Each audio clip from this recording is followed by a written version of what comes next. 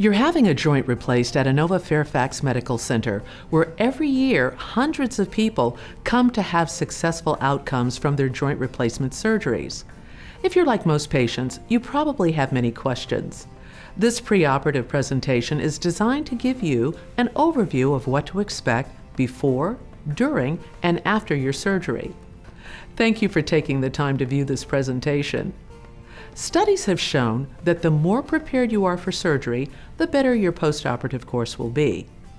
This video and slides were prepared to address key points about your upcoming joint replacement. Make sure to write down any questions you have while viewing this presentation so that they can be addressed prior to your surgery.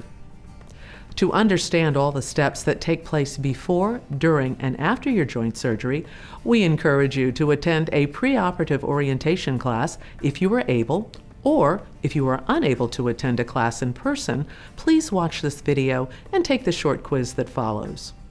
This will allow you to be fully prepared for your joint replacement surgery. It is important that you read your joint binder as well as watch this presentation.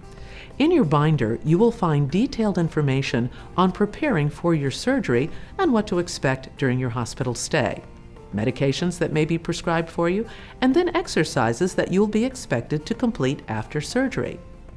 So let's get started. The first thing we will talk about is your coach. It is important that you designate a person to help you once you decide to have your surgery all the way through your recovery. This person will help you with your exercises and help you after you return home from the hospital. We expect them to learn your physical therapy exercises so they can assist you at home and also are available to take you to appointments and help you with household chores. Coaches can be anyone in your life who is willing to dedicate their time to help you after surgery. We would like your coach to attend at least one of your physical therapy sessions in the hospital to learn how to help you on the stairs and into and out of the car. If possible, it's great to have the coaches available for every therapy session, but we also understand that your coach may have other commitments. You may be required to see additional doctors prior to your surgery. Your surgeon will ask you to see your primary care doctor. If you have had any other issues with your heart, your surgeon may also want you to see your cardiologist. The secretary at your doctor's office will also ask that you talk with a pre-surgical nurse.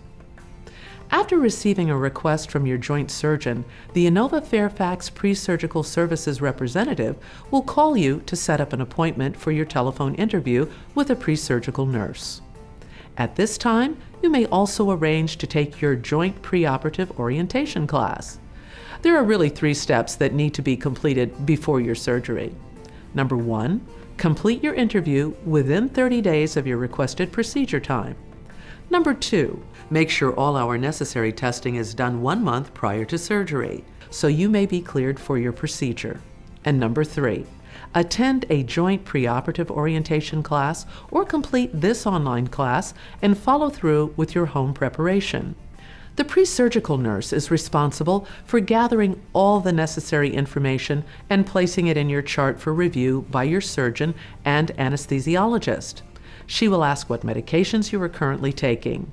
She will also tell you what medications you should not take prior to surgery. Most surgeons will require you to discontinue use of vitamins, herbal supplements, and aspirin 1 week before surgery. Also, if you are taking NSAIDs, anti-inflammatory medications, these should also be discontinued. These medications can cause bleeding during surgery. If you have any concerns about which medications you should stop, please call your surgeon's office. In preparing for your surgery, if you are over the age of 65, you should receive a pneumonia vaccine. In between the months of October and March, you should get an influenza vaccine. These are normal vaccinations that most people should have. Please get these vaccines at least 2 weeks prior to your surgery. Preparing for your surgery, you should quit smoking 4 weeks prior to your surgery. Smoking slows your body's ability to heal. It specifically slows bone healing. It is important that you quit smoking prior to your surgery and that you do not smoke during your recovery. Your body needs protein, vitamins, and minerals to heal. It is important that you eat a healthy, well-balanced diet prior to your surgery and during recovery. You have the right to make decisions about your care. You may contact the Inova Orthopedic Joint Navigator at the telephone number listed on the website. If you already have an advance directive or living will, please bring a copy of these documents with you to the hospital.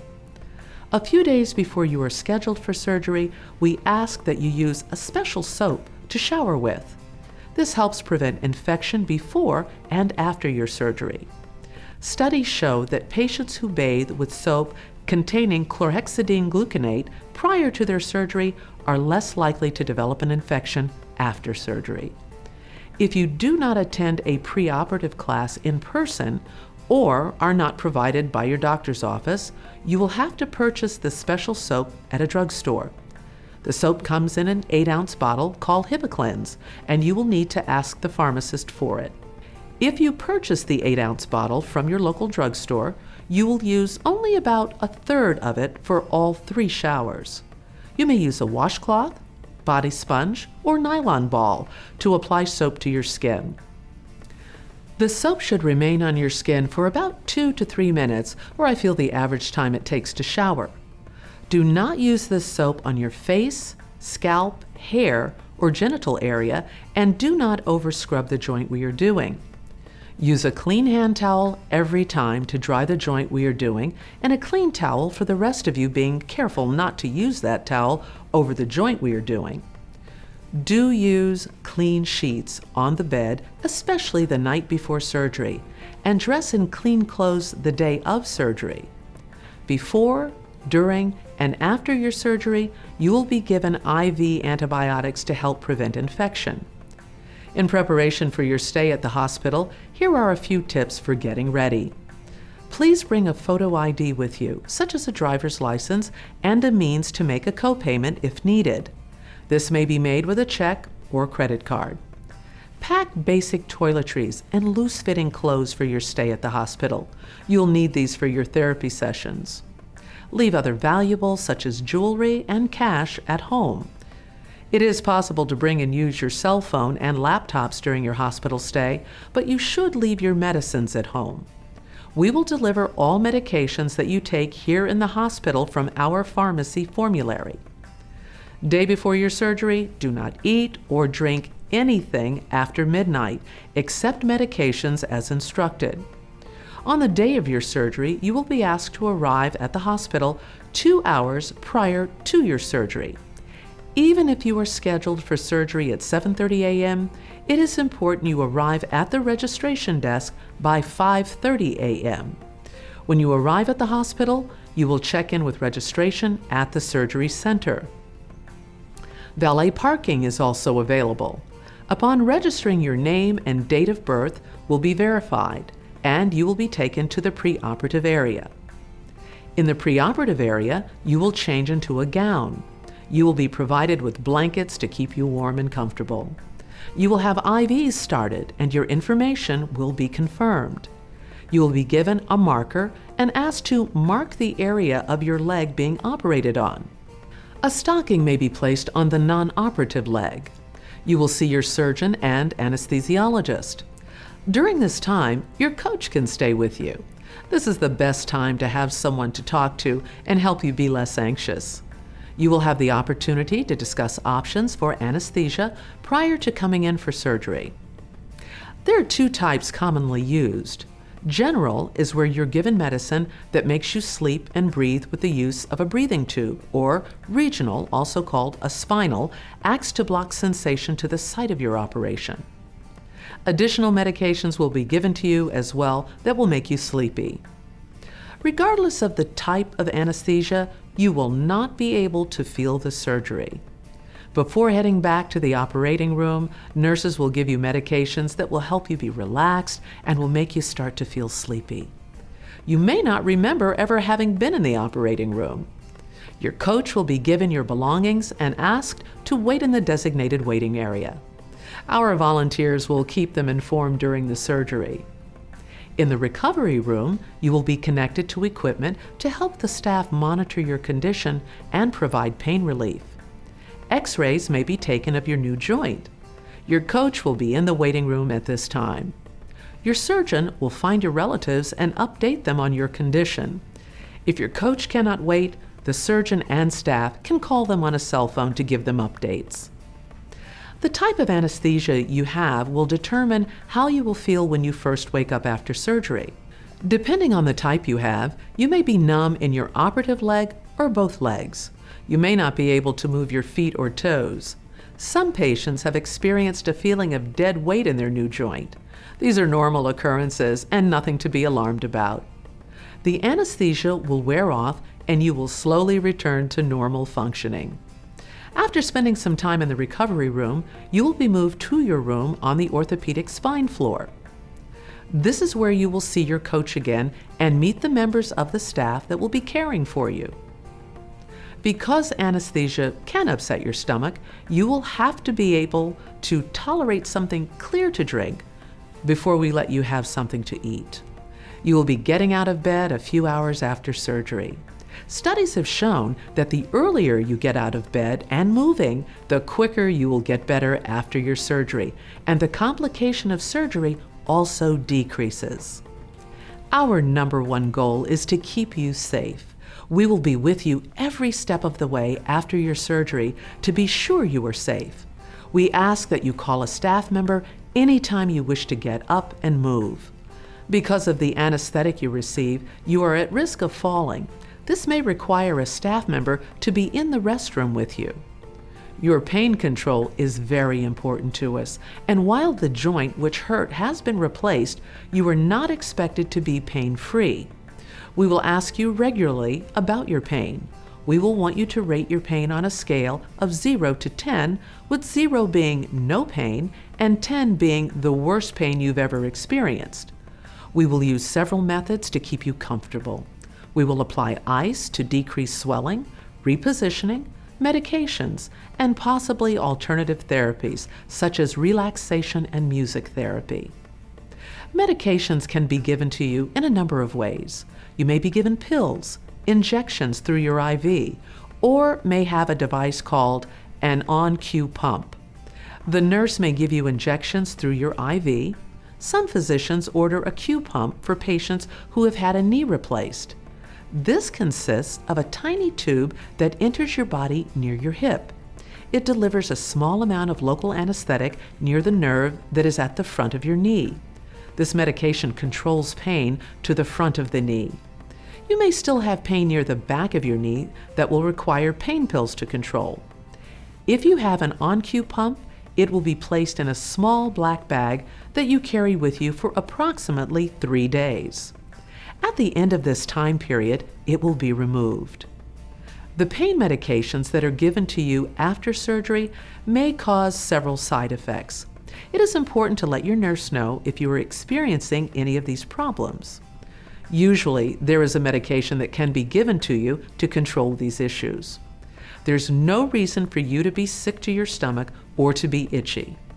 You must stay ahead of your pain. It is much easier for you to take pain medications before the pain is bad than to wait until it's severe. If taken ahead of time, you can stay very comfortable throughout the day. If you wait until the pain is bad, it usually takes much more time and medication to get you feeling comfortable again.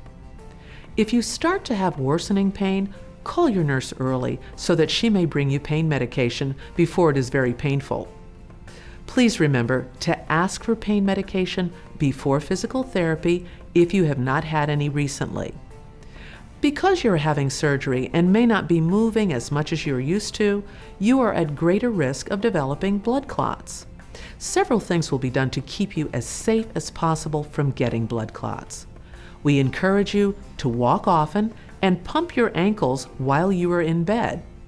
You will be given support stockings to wear in the hospital and once you get home to keep all of your blood vessels tight and to keep blood from pooling in your legs. In the hospital, you will have wraps around your feet or calves that offer compression massage that also keeps the blood flowing. You will be given medication in the hospital and after you go home that will assist you from getting a blood clot. The doctors will either prescribe Coumadin, Lovenox, or aspirin for this, and you will learn all about these medications before you go home. Because you have had surgery, you are also at greater risk of developing pneumonia. In order to prevent pneumonia, you will be expected to use a tool called an incentive spirometer. We want you to use this 10 times an hour while you are awake. To use an incentive spirometer, exhale completely. Place lips and mouth around the mouthpiece. Breathe in by taking a long, steady, deep breath. Hold your breath at the highest point and then exhale. This device will be provided to you once you get to the orthopedic spine floor after your surgery. The nurses will show you how to use the device again. You have had surgery, you are not moving as much as you normally would, and you are taking pain medications. All of these things contribute to constipation. It is important that you drink lots of fluids and eat lots of fiber. You will also start a stool softener in the hospital, which you should continue taking at home as long as you are taking narcotic pain medication. Once you are home, you may purchase a stool softener such as Colace or Senna over the counter. No need for a prescription. Now I'd like to take a few minutes to tell you about our physical therapy team and what you can expect during your hospital stay and after your surgery. After a joint replacement, the goal is to have you up and moving as soon as possible. You'll be getting out of bed on the day of surgery. In some cases, a physical therapist will complete an evaluation on the day of surgery and help you get out of bed and walk if tolerated. In other cases, your nurse will help you get out of bed to sit in a chair or go to the bathroom on the day of surgery. If you are not evaluated on the day of surgery by a physical therapist, you will see one the next morning to help rebuild your strength, range of motion, and endurance. You and your coach will practice a home exercise program specifically designed for your type of joint replacement. Following the therapy plan on a regular basis while you're in the hospital and at home is an important part of your recovery. Participation in therapy, including mobility and self-care tasks, will reduce the risk of blood clots, help in decreasing your pain, increase your range of motion, and assist in returning you to the active lifestyle you so want. There are certain precautions you should take after your hip replacement, such as not crossing your legs, turning your knee inward, or you're bending your hip more than a 90-degree angle. If you have had an anterior hip replacement, then these precautions do not impact you. An occupational therapy evaluation will be completed the day after your surgery. OT will assess your ability to complete your self-care and daily tasks such as dressing, bathing, and toileting. OT also assesses transfers on and off of the toilet, in and out of the tub, shower, and getting in and out of the car. The OT may also teach you to use adaptive equipment to make these activities easier and increase your comfort and independence. Having loose, comfortable clothing available to practice dressing techniques will be helpful. For more detailed information on physical therapy exercises and illustrations, please check your joint replacement binder for exercise photos and complete instructions. In preparing to leave the hospital, the nurse navigator will be available to discuss your discharge needs. In many cases, a rolling walker, 2 front wheels, and an elevated toilet seat are helpful after surgery. If you have not arranged for the equipment that you will need, the navigator will work with the case manager to obtain what will be covered by your insurance and/or discuss with your coach where these items may be purchased if the items are not covered by insurance. If you already have a walker or crutches at home, please bring these with you when admitted so that they can be adjusted to the right height for you and your new joint. Your hospital stay will be 1 to 2 nights. If you do not have someone that can act as your coach, or you think you might need additional help after discharge, please discuss this with your surgeon. Doctors prefer you go directly home after your surgery. There are many different factors that will determine where you go after leaving the hospital. These factors include your insurance coverage, your surgeon's preference, and your physical and occupational therapist's recommendation. The navigator and case manager will help you set up any ongoing therapy or care needed after discharge. When you are ready, we have a list of Inova outpatient physical therapy centers in your joint binder under the appendix section. Check that listing for a center close to your home.